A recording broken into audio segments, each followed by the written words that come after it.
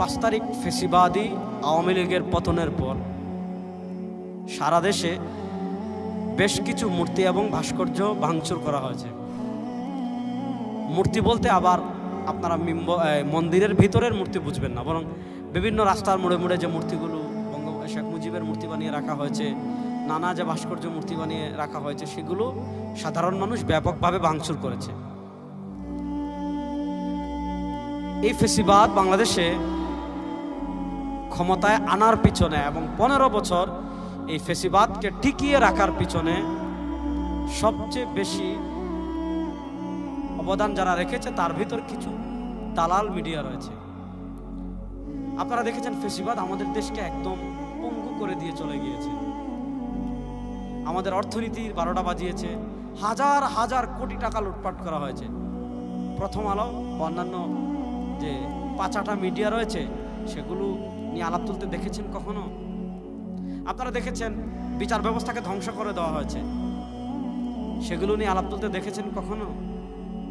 আপনারা দেখেছেন কখনো রাতের ভোট, কখনো বিনা ভোট, কখনো ডেমি নিজেরা পরস্পর খেলা? এই যে 3বার বিনা ভোটে আওয়ামী লীগ ক্ষমতায় আসলো, এগুলা নিয়ে লম্বা আলাপ করতে দেখেছেন তাদের কখনো? তাদের কাজ ছিল স্বৈরাচারের পাছাটা।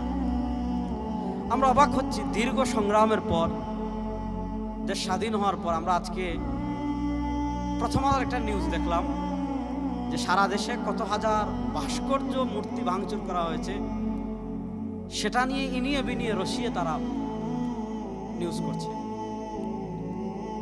দেখেন, ইসলাম ভাস্কর্যকে হারাম করেছে,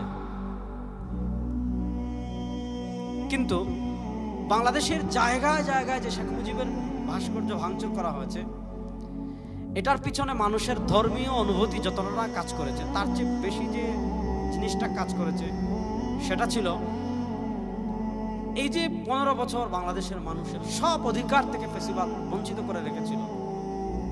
আবার যিনি খুব বড় গলায় হেডাম দেখিয়েছিলেন যে পালাই না, পালাতে পারে না, তিনি কিন্তু ঠিকই পালিয়ে গিয়েছিলেন। তাকে মানুষ হাতের কাছে না পেয়ে কি করেছে, তার বাপের নামে যে ভাস্কর্যগুলো ছিল সেগুলো ভেঙে চুরমার করে দিয়েছে। এটা দেখে প্রথম আলোর এত গায়ে জ্বলে কেন? আপনারা কি চাচ্ছেন? আপনারা যদি ফেসিবাদের বিরুদ্ধে মৌলিক সাংবাদিকতার যে দায়িত্ব আছে সেটা পালন করতেন, এদেশের মানুষের উপর এত নির্যাতনের স্টিমুলার চলতো না।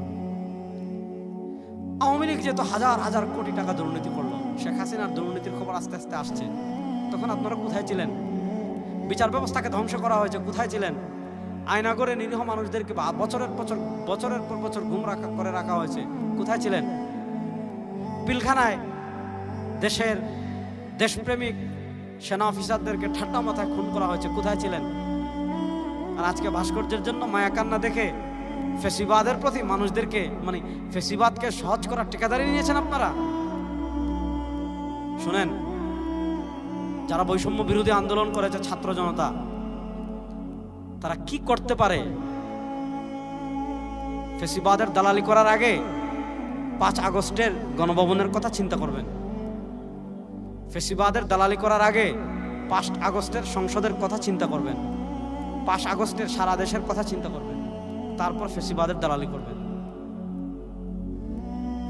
এই দেশের মানুষ ফেসিবাদকে যেমন তাড়িয়েছে, ফেসিবাদের কোনো দালালকে, স্বৈরাচারের কোনো দালালকে এদেশের মানুষ সহ্য করবে না। সাম্য, সামাজিক ন্যায় বিচার এবং ইনসাফ, সাম্য, মানবিক মর্যাদা, সামাজিক ন্যায় বিচার, এই 3টা জিনিস প্রতিষ্ঠা হওয়ার আগ পর্যন্ত এদেশে প্রকৃত স্বাধীনতা মানুষ কখনো লাভ করতে পারবে না। আজকে আমরা ফেসিবাদ থেকে, স্বৈরাচার থেকে মুক্তি লাভ করেছি, এই 3টি জিনিস প্রতিষ্ঠার জন্য আমাদের কর্মতৎপরতা এবং আমাদের কাজ চলবে ইনশাআল্লাহ। যারা ফেসিবাদের প্রতি মানুষের ক্ষোভ এবং মানুষের কষ্টকে সহজ করতে চাইবে, ফেসিবাদের প্রতি মানুষের একটা হৃদয়ের টান সৃষ্টি করতে চাইবে, এদেশের মানুষ